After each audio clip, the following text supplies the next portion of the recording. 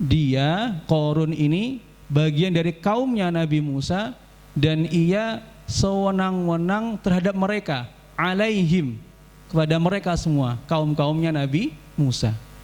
Kaumnya Nabi Musa ini kaum Bani Israel yang aslinya sekitar Palestina, kemudian berpindah ke migrasi ke sekitar Mesir, kemudian berpindah lagi di sekitar Palestina sekarang ini, Syam. Ya. Bagaimana kok sewenang-wenangnya? Bagaimana bentuk kewenang-wenangannya? Di dalam Al-Quran tidak ditulis secara detail, karena Al-Quran bukan kitab sejarah, namun kitab petunjuk. Disebutkan hal-hal pokok dan nanti kita akan mengambil pelajaran daripadanya. Tidak disebutkan secara detail bagaimana kesenang-wenangannya siapa Qarun terhadap kaumnya Nabi Musa.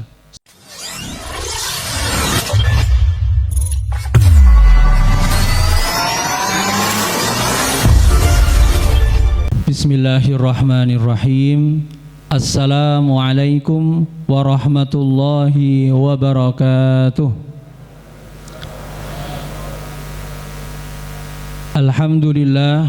Alhamdulillahi rabbil alamin, wabihi nasta'in ala umurid dunya waddin, wassalatu wassalamu ala ashrafil anbiya'i wal mursalin, nabiyyina wa maulana Muhammadin wa ala alihi wa ashabihi ajma'in, amma ba'd.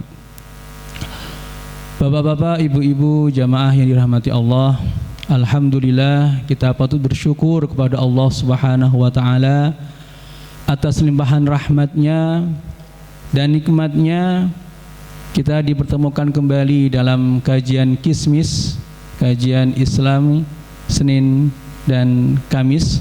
Alhamdulillah, ini merupakan kesempatan yang luar biasa kita bersama-sama berkumpul di rumahnya Allah, mengkaji firman-firman-Nya, mendalami apa yang dimaksud dari Al-Quran, perintah-perintahnya, larang-larangannya, yang dengannya insya Allah kita akan mendapatkan predikat hambanya yang beriman, hambanya yang betul-betul berislam, sehingga nanti akan kita dimudahkan untuk masuk surganya kelak di akhirat. Amin ya rabbal alamin.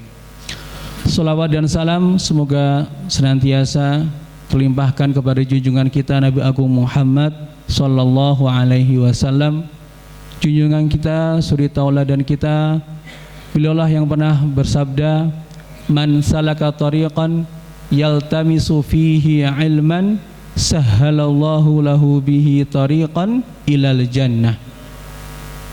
Barang siapa yang berjalan dalam rangka untuk menuntut ilmu, seperti kita, insya Allah kita meniatkan keluar dari rumah melaksanakan ibadah sholat maghrib berjamaah, dan kita niatkan untuk mengikuti pengajian, untuk mengikuti kajian. Kita berusaha untuk menambah ilmu, nambah wawasan. Insya Allah hal itu merupakan jalan bagi kita untuk menuju surganya Allah Subhanahu wa taala. Dimudahkan oleh Allah Subhanahu wa taala untuk masuki surganya. Bapak-bapak, ibu-ibu, jamaah yang dirahmati Allah, pada kesempatan kali ini kita akan membahas mengenai suatu cerita dalam Al-Quran. Di antara cerita-cerita yang sangat menggugah, inspiratif, memberikan banyak pelajaran. Bukan ceritanya Nabi Yusuf yang dikenal sebagai Ahsanul Qasas, bukan juga ceritanya Nabi Ismail dengan Nabi Ibrahim, tidak. Namun ini mengenai suatu tokoh yang sangat zalim kepada dirinya sendiri, zalim kepada orang lain, dan keburukannya sampai tertulis atau tertuang di dalam Al-Quran. Ialah kisah Qarun dalam surat Qasas ayat 76, 77 dan selanjutnya. Allah Subhanahu wa taala menyebutkan cerita ini dalam Al-Qur'an tentunya karena mengandung berbagai macam pelajaran, berbagai macam hikmah yang sangat berguna bagi kita sehingga ada di dalam Al-Qur'an. Karena Al-Qur'an ini adalah petunjuk bagi kita, sumber petunjuk pedoman kita yang langgeng sampai akhir zaman. Tentunya cerita-cerita yang ada dalam Al-Quran mengandung petunjuk yang juga eksis sampai sekarang, sampai nanti akhir zaman, sampai kita tidak ada lagi, sampai dunia ini juga sudah tidak ada. Dalam surat Qasas, Allah Subhanahu wa taala menyebutkan bahwa Qarun itu adalah kaumnya Nabi Musa. Inna Qaruna kana min qaumi Musa. Tidak hanya itu, ada salah satu sifat Qarun yang Allah sebutkan secara jelas. Fabagha alaihim. Dia, Qarun ini bagian dari kaumnya Nabi Musa dan ia sewenang-wenang terhadap mereka, alaihim, kepada mereka semua, kaum-kaumnya Nabi Musa. Kaum Nabi Musa ini kaum Bani Israel yang aslinya sekitar Palestina, kemudian berpindah ke migrasi ke sekitar Mesir, kemudian berpindah lagi di sekitar Palestina sekarang ini, Syam. Ya. Bagaimana kok sewenang-wenangnya? Bagaimana bentuk kewenang-wenangannya? Di dalam Al-Quran tidak ditulis secara detail. Karena Al-Quran bukan kitab sejarah, namun kitab petunjuk. Disebutkan hal-hal pokok dan nanti kita akan mengambil pelajaran daripadanya. Tidak disebutkan secara detail bagaimana kesenang-wenangannya siapa Qarun terhadap kaumnya Nabi Musa sekitarnya. Namun salah satu yang bisa kita ambil kesimpulan dari konteks ayat ini, setelah disebutkan bahwa Qarun ini sewenang-wenang kepada kaumnya, Allah menyebutkan bahwa Allah mengizinkan Qarun memiliki harta yang banyak. Bisa jadi kesenang-wenangan tersebut adalah berkaitan dengan harta. Qarun mempunyai mungkin bisnis atau mempunyai cara-cara tertentu yang merugikan orang banyak namun menguntungkan dirinya dari segi finansial.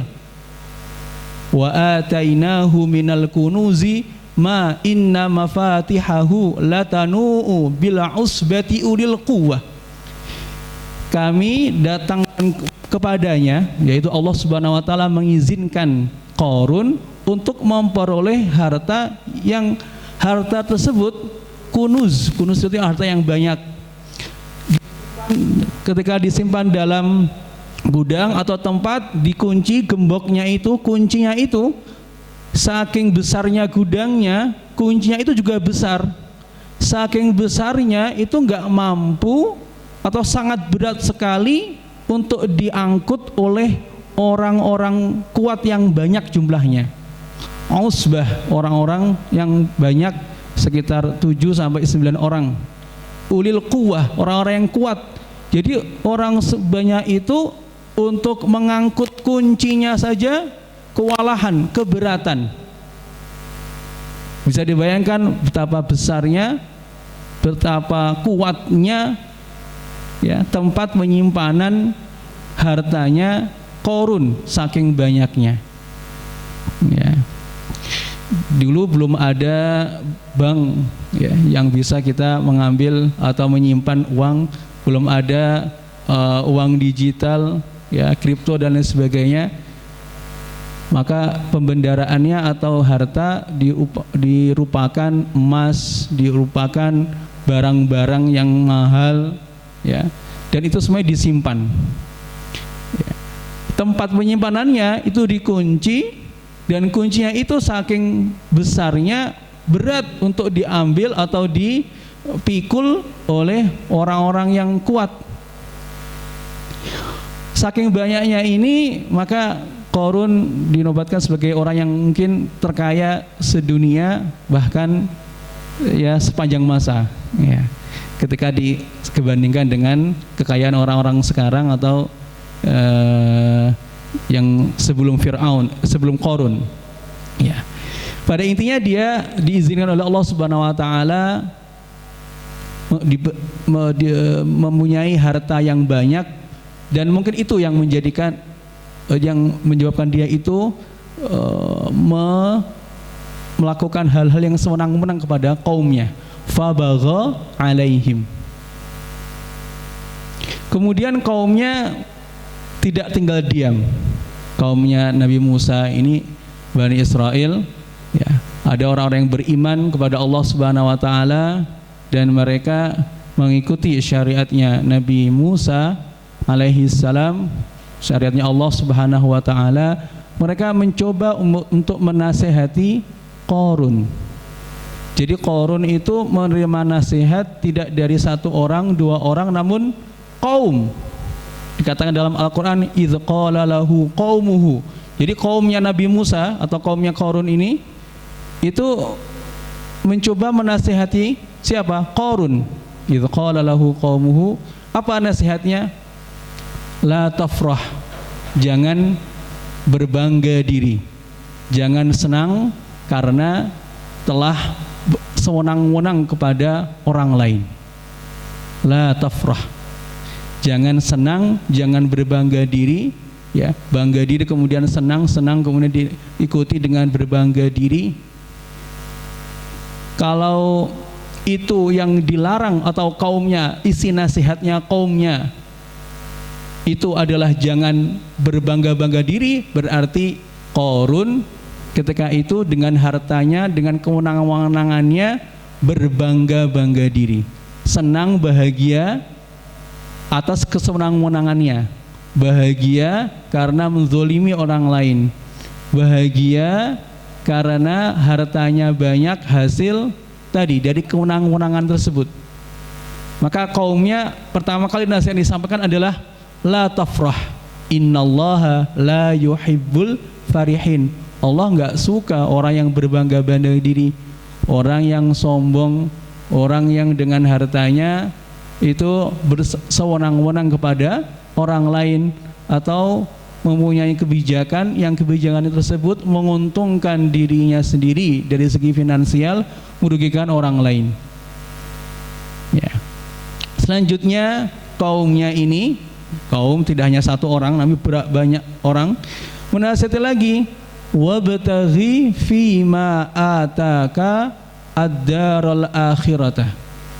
Carilah dari apa yang Allah Subhanahu wa taala datangkan kepadamu itu pahala atau bekal akhirat, darul akhirah. Jadi kaumnya ini menasihati Qarun agar menggunakan apa yang Allah Subhanahu wa taala berikan tadi, rezeki tadi, untuk mencari bekal akhirat. Kaumnya tidak mengatakan jangan kaya, atau tidak mengatakan kembalikanlah uang-uang atau bagikanlah uang-uang Anda, enggak. Qarun dinasihati untuk menggunakan kekayaannya, apa yang Allah Subhanahu wa taala berikan, untuk mencari bekal akhirat. Dan inilah sebenarnya prinsip Islam. Islam tidak melarang kaya, bahkan didorong untuk kaya agar banyak berinfak, bersedekah. Namun jangan sampai kekayaannya tersebut melupakan Allah, melupakan dirinya terhadap Allah Subhanahu wa taala. Bahkan dari kelebihan kekayaan, dari kepintaran, dari apa saja yang Allah Subhanahu wa taala berikan itu, mana yang bisa menjadi bekal akhirat nanti? Ya. Menjadi orang yang pintar, bagaimana kepintaran tersebut memasukkan dirinya ke surga. Dari keahliannya tersebut, bagaimana keahliannya tersebut memasukkan dirinya ke surga. Dari kekayaan yang Allah Subhanahu wa taala berikan itu, bagaimana kekayaannya tersebut bisa memasukkan dirinya ke surganya Allah Subhanahu wa taala. Ya. Jadi Islam tidak melarang orang kaya, tidak melarang orang untuk meninggalkan seluruh hartanya untuk tidak menyeru kepada mengambil bagian di dunia untuk kesehatannya, untuk kehidupan di dunia, tidak. Namun bagaimana dengan apa yang Allah Subhanahu wa taala berikan, rezeki yang Allah Subhanahu wa taala berikan tersebut dapat menggapai ridhonya Allah Subhanahu wa taala. Selain itu, kaumnya itu juga menasihati Qarun, ya.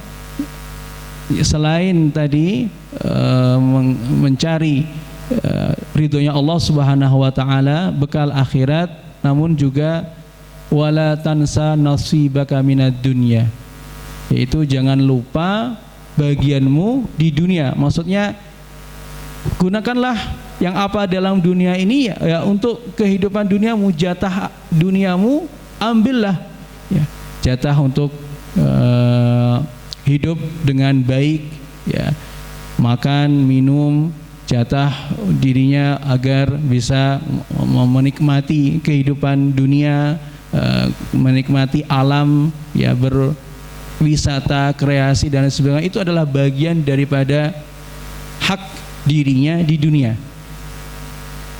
Jadi meskipun menggunakan harta atau kekayaan tersebut untuk mencari bekal akhirat, namun tidak meninggalkan bagian untuk dirinya, ya, bagian untuk dirinya, untuk keluarganya. Wala tansa nasibaka minad dunya wa ahsin kama ahsanallahu ilaik, dan berbuat baiklah sebagaimana Allah Subhanahu wa taala berbuat baik kepada dirimu.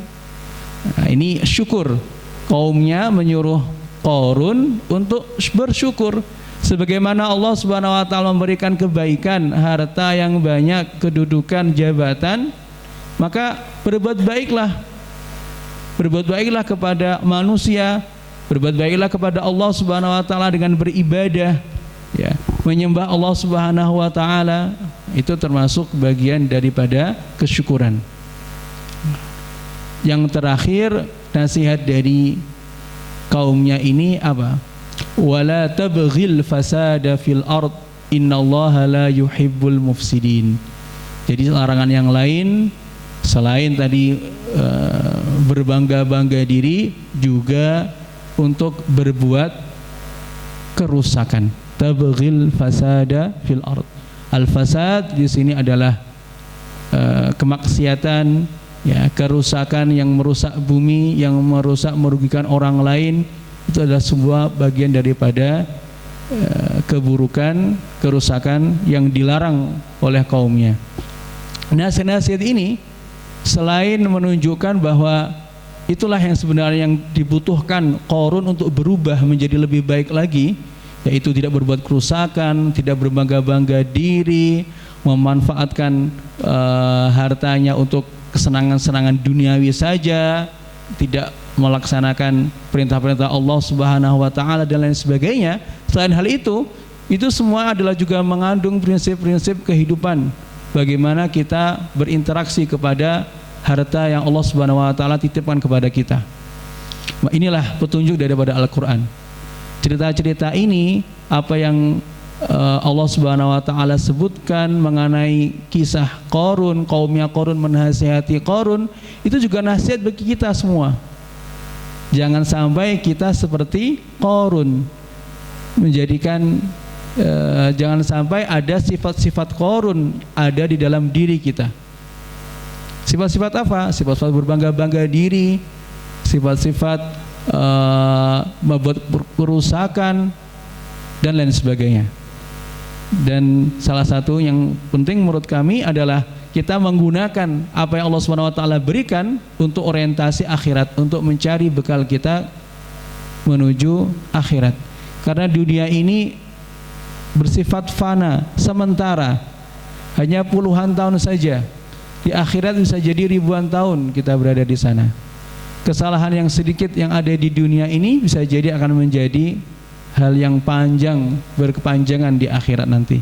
Sebaliknya, apa yang kita tanam di dunia ini meskipun sedikit, ikhlas karena Allah Subhanahu wa taala, bisa jadi akan menjadi buah yang manis yang bertahan ribuan tahun di akhirat. Karena dunia bersifat fana sementara, sedangkan akhirat itu bersifat abadi, khalidina fiha. Selanjutnya, setelah dinasihati seperti itu, ternyata Qarun tidak berubah. Meskipun yang menasihati itu ribuan orang, kaumnya sendiri, dia tidak berubah. Dia masih tetap seperti itu saja. Bahkan dia menjawab nasihat-nasihat tersebut. Apa tanggapan Qarun terhadap nasihat-nasihat kaumnya tersebut? Ya, dalam ayat ke-78 disebutkan qala innama utituhu ala ilmin indi. Qarun mengatakan, sebenarnya yang diberikan kepadaku itu karena kepintaranku, ala ilmin indi.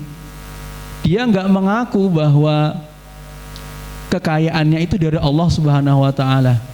Dia enggak menyadari bahwa apa yang ada sekarang yang dia miliki adalah dari Allah Subhanahu wa taala. Dan Allah dari awal sudah mengatakan wa atainahu, dan kami telah memberikan kepadanya minal kunuz, dari harta yang banyak. Sumbernya dari Allah Subhanahu wa taala, namun dia enggak mengaku. Dia mengatakan innama utituhu ala ilmin indi. Aku kaya karena kepintaranku. Aku bisa berhasil karena aku telah menetapkan strategi-strategi jitu. Aku telah meraih kesuksesan karena aku bisa kuat meraihnya. Ya. Padahal di balik kekuatan itu adalah dari Allah Subhanahu wa taala. Kepintaran itu dari Allah Subhanahu wa taala. Kesehatan itu dari Allah Subhanahu wa taala. Namun dia hanya menisbahkan apa yang diberikan tersebut utituhu ala ilmin indi, karena kepintaranku, kepintaran dariku. Ya, dia sombong, dia berbangga-bangga terhadap dirinya sendiri, gak mengakui bahwa itu dari Allah Subhanahu wa taala. Ya, bisa jadi ini juga terjadi kepada diri kita. Kita diberikan kepintaran, kita mengaku karena kepintaran itu karena hasil usaha kita. Kemarin saya belajar empot-empotan, makanya saya dapat nilai yang bagus. Kenapa kamu kok punya bisnis yang luas, yang banyak? Ya karena dulu saya giat belajar, nggak malas-malesan. Dulu saya bisnis dari kecil. Sudah melupakan Allah Subhanahu wa taala. Ya.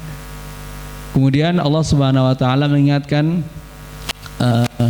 awalam ya'lam annallaha qad ahlaka min qablihi minal quruni man huwa asyaddu minhu quwwatan wa aktsaru jam'a. Apakah dia tidak tahu kalau seandainya dia pintar, kan ala ilmin. Seharusnya kalau dia pintar, dia juga tahu. Awalam ya'lam, apakah dia tidak tahu bahwa Allah Subhanahu wa taala itu telah menghancurkan kaum-kaum yang lebih kuat, ya, yang lebih banyak bala tentaranya dan seterusnya, melebihi kekuatannya siapa? Qarun. Asyaddu minhu quwwah, lebih kuat. Contohnya kaum Tsamud, ya, kaum 'Ad dan lain sebagainya, kaum-kaum Nabi terdahulu. Mereka lebih kuat. Ada yang sampai kekuatannya itu rumahnya itu dari batu, diukir-ukir jadi rumah. Ya. Ada yang tinggi, iromadzatil imad, ya, lam yukhlaq mithluha fil bilad, dalam surat Al-Fajr. Dia mempunyai bangunan yang tinggi-tinggi sekali, nggak pernah ada sebelumnya. Saking bagusnya, saking pintarnya mereka.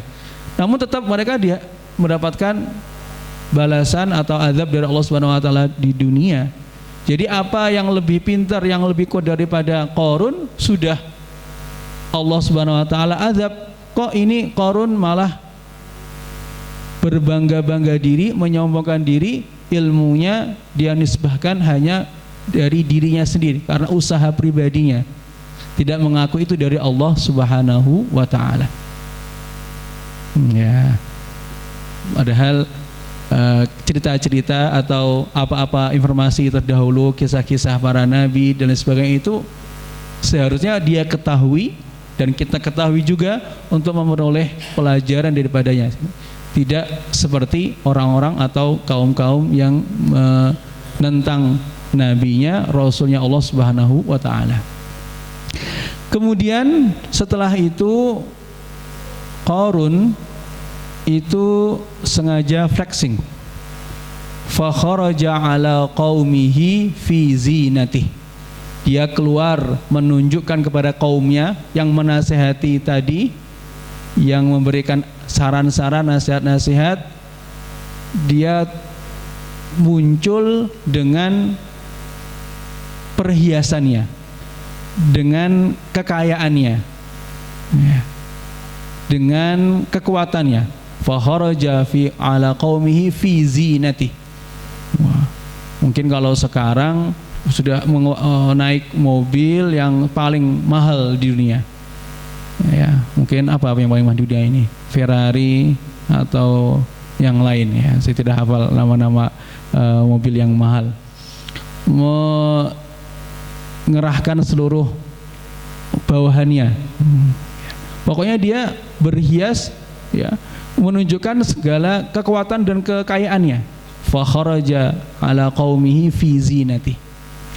Orang-orang yang melihat Qarun sedang flexing tersebut, memamerkan hartanya, mengatakan apa? Ya laitalana mithla ma utiya Qarun. Aduhai kalau aku diberikan harta sebagaimana Qarun. Ya. Artinya orang-orang ketika melihat Qarun itu tampil dengan segala kekayaannya, mereka juga merasa iri, ya. Mengapa kok saya nggak diberi sebagaimana punyanya Qarun? Kalau Qarun saja kayanya luar biasa, mengapa saya kok nggak kaya juga ya? Mengapa Allah nggak memberi seperti Qarun? Memberikan kekayaan, memberikan kepintaran, ya. Orang-orang juga ingin seperti Qarun. Innahu ladzu hadzin azim. Dia mempunyai anugerah yang sangat besar sekali, kata orang-orang tersebut. Jadi lumrah ya sebenarnya ketika kita melihat orang lain itu mempunyai kekayaan yang luar biasa, kita di bawahnya. Kita berharap-harap ingin seperti diri mereka. Nah, wajar. Namun yang tidak boleh kita berharap bahwa nikmat itu sirna dari mereka. Itu termasuk benda iri, dengki, hasad. Ya. Namun memang sudah menjadi kewajaran kalau seandainya terbetik dalam hati kita, mengapa ya kok Allah Subhanahu wa taala nggak ngasih saya kekayaan seperti si fulan? Dia punya mobil 10, kok saya cuma mobilnya 1, atau nggak punya mobil sama sekali seperti saya, atau kok dia punya rumah di mana-mana ya, di Ponorogo ada, di Surabaya ada, di Jakarta ada, kok saya rumahnya cuma 1 ya di Ponorogo, kecil lagi. Nah, itu memang sudah wajar, dan itu juga yang dikatakan oleh kaumnya Qarun ketika melihat bagaimana Qarun luar biasa kekayaannya. Kemudian ada orang yang memperingati. Jadi orang-orang yang mengatakan ya laitalana mithla ma utiya Qarun tadi, aduhai kenapa saya kok enggak diberikan seperti Qarun, mengatakan apa? Ada orang yang mendengar, orang lain mengatakan wailakum thawabullahi khairul liman amana wa amila sholihah. Celakalah kalian sebenarnya. Apa yang kalian angan-angankan itu sesuatu yang tidak baik sebenarnya, sesuatu yang buruk. Bahkan pahala Allah Subhanahu wa taala itu lebih baik daripada apa yang dimiliki Qarun. Pahala Allah apa yang Allah Subhanahu wa taala akan berikan kepada orang-orang beriman itu lebih baik dari apa yang diberikan Allah kepada Qarun. Yang dimiliki Qarun itu kekayaan duniawi, sedangkan bagi orang-orang yang beriman nanti di akhirat adalah kekayaan duniawi plus ukhrawi, melebihi apa yang ada di dunia. Thawabullahi khairun, lebih baik, ya, lebih banyak daripada apa yang diberikan kepada Qarun. Liman amana wa amilal salihah, bagi orang-orang yang beriman dan juga orang-orang yang beramal saleh. Kemudian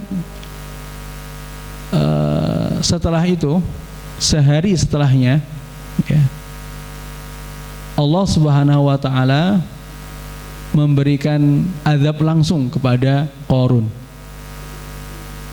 Fa khasafna bihi, kami menenggelamkan Qarun, wa bidarihil arda, dan juga malah takabur, menisbahkan nikmat yang Allah Subhanahu wa taala berikan hanya karena usaha kerasnya, ya. Allah Subhanahu wa taala benamkan dirinya dan juga rumahnya yang ada di dalamnya harta yang banyak tadi. Makanya kalau seandainya ada orang yang menemukan harta di bumi, biasanya mengatakan apa?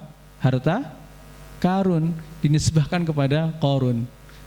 Jadi Allah Subhanahu wa taala benamkan, masukkan dirinya dan juga harta-hartanya sekalian itu di bumi. Fa khasafna bihi wa bidarihil arda. Ya. Kemudian orang-orang yang tadinya mengatakan, kenapa ya kok saya tidak diberikan harta sebagaimana hartanya Qarun, orang yang tadi yang pengen seperti Qarun tadi, akhirnya sadar ternyata Allah Subhanahu wa taala itu memberikan rizki sesuai dengan porsinya manusia masing-masing. Ya basutur rizqa liman yasha'u min ibadihi wa yaqdir. Ada yang dibukakan rizkinya banyak, ada yang dipersempit rizkinya. Masing-masing mempunyai jatah, ya.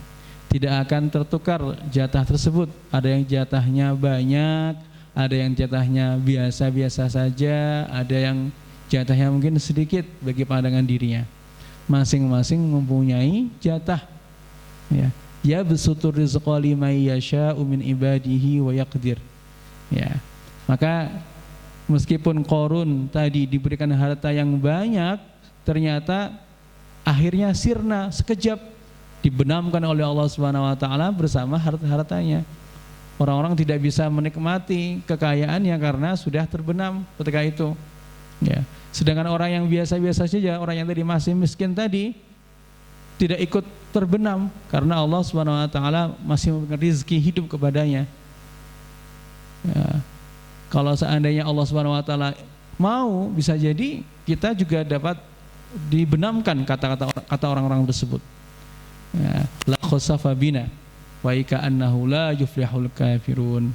Maka ini suatu cerita, ya, cerita dalam Al-Qur'an yang banyak sekali mengandung petunjuk hidayah, ya, bagaimana kita berinteraksi kepada harta, berinteraksi pada apa yang Allah Subhanahu wa taala berikan, kelebihan, keistimewaan bagi kita. Jangan sampai kita sombong menisbahkan segala apa yang kelebihan-kelebihan tersebut yang Allah berikan itu karena kerja keras kita sendiri. Itu semuanya dari Allah Subhanahu wa taala. Ya. Kita tidak melarang ada orang yang mengatakan saya telah bekerja keras, enggak. Namun kita menggarisbawahi bahwa Allah Subhanahu wa taala memberikan kita kemampuan, ya, memberikan kita rezeki. Allah Subhanahu wa taala memberikan kita kepintaran yang dengannya kita bisa mendapatkan harta. Allah Subhanahu wa taala izinkan kita mendapatkan rezeki, ya, yang Allah Subhanahu wa taala berikan, yang Allah Subhanahu wa taala gariskan, takdirkan kepada masing-masing dari manusia. Ya. Kalau seandainya kita belum mendapatkan sebagaimana orang lain pencapaiannya, ya bisa jadi itu adalah rezeki kita. Ya, jangan sampai kita iri terhadap pencapaian orang lain, kemudian berbuat sesuatu untuk mencelakakan orang tersebut. Ya, masing-masing mempunyai rizkinya. Ya, malah kalau bisa didoakan semoga rizkinya tersebut berkah, bertambah, ya, dan Allah Subhanahu Wa Taala juga membukakan rizki bagi kita. Ya, tidak ada orang itu yang terus-menerus senang. Tidak ada orang yang terus-menerus sedih, kadang senang. Ya, bisa jadi kita sedih ketika melihat kebahagiaan orang lain. Namun pasti akan ada waktu kita akan senang, gembira karena pencapaian diri kita sendiri. Ya, jadi takdir ketentuan Allah Subhanahu Wa Taala itu berganti-ganti, bisa berubah. Sekarang ini kita melihat teman kita atau saudara kita, tetangga kita dalam posisi yang bagus pencapaiannya, karirnya atau kekayaannya. Bisa jadi tahun depan sebaliknya, kita yang lebih secara finansial, teman kita itu lebih rendah daripada kita. Mungkin ada terjadi cobaan, Allah Subhanahu Wa Taala berikan musibah, cobaan kesehatan, cobaan kekayaan, finansial, ekonomi, ya, dan lain sebagainya. Ya. Kemudian dari ayat tersebut Allah Subhanahu Wa Taala meneruskan ayat lain setelah menceritakan Qarun, kemudian kaumnya, Allah benamkan Qarun. Allah Subhanahu Wa Taala menutupnya atau mengatakan tilka darul akhiratu naj'aluha liman la yuriduna uluwan wala fasada. Jadi memang akhirat itu diciptakan atau disediakan, yaitu kehidupan akhirat yang baik, ya, surganya Allah Subhanahu Wa Taala, balasan-balasan yang sangat luar biasa dari Allah Subhanahu Wa Taala itu memang sengaja disediakan bagi orang yang la yuriduna uluwan fil ardi wala fasada. Ketika di dunia dia itu enggak nyari sesuatu yang menjadikan dia sombong, enggak pengen tinggi, sombong di dunia, dan juga dia enggak mencari kerusakan, artinya mereka tidak bermaksiat kepada Allah Subhanahu Wa Taala. Sehingga kuncinya mendapatkan kehidupan akhirat yang baik, yang diri kita ridhoi, yang diridhoi oleh Allah Subhanahu Wa Taala, itu adalah mereka yang ketika masih di dunia mereka tidak sombong, tidak seperti Qarun. Mereka juga tidak berbuat kerusakan, menyusahkan orang atau berbuat kerusakan di muka bumi ini. La yuriduna 'uluwan fil ardi wala fasada wal 'aqibatu lil muttaqin.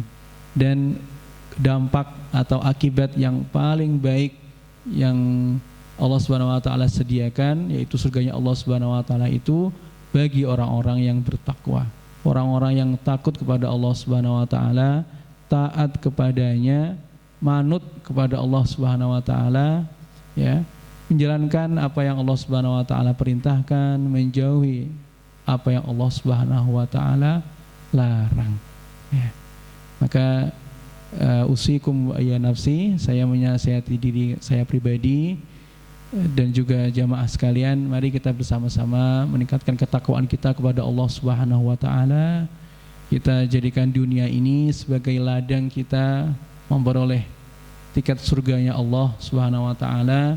Apa-apa yang Allah Subhanahu Wa Taala berikan, mari kita manfaatkan untuk menggapai keridhaan Allah Subhanahu Wa Taala, menggapai ridhonya Allah Subhanahu Wa Taala, yaitu ridhonya Allah ketika kita nanti dimasukkan di surganya kelak. Fadkhuli fi ibadi wadkhuli jannati ya ayyatuhan nafsul mutmainnah irji'i ila rabbiki radiyatan mardiyah. Radiyah, mardiyah artinya kalian ridho, ya, dan saya juga ridho, Allah Subhanahu Wa Taala ridho, radiyatan mardiyah, ya. Ridho karena ya sudah Allah Subhanahu Wa Taala telah memberikan apa yang Allah janjikan. Dan Allah ridho kepada manusia karena dia telah menjalankan ketakwaan ketika masih di dunia, menunaikan perintah-perintahnya, menjauhi larang-larangnya, maka kita mendapatkan ridhoan dari Allah Subhanahu wa taala. Dan itulah kuncinya surganya Allah Subhanahu wa taala. Demikian yang bisa kami sampaikan di ujung pengajian ini, semoga yang sedikit ini bermanfaat bagi kita semuanya. Subhanakallahumma wa bihamdika asyhadu an la ilaha illa anta astaghfiruka wa atubu ilaik. Assalamualaikum warahmatullahi wabarakatuh. Waalaikumsalam warahmatullahi wabarakatuh. Jazakumullah khair wa ahsanal jaza. Kami ucapkan kepada beliau yang terhormat Al-Ustaz Dr. Aqdi Rafiq Asnawi MA. Semoga ilmu yang disampaikan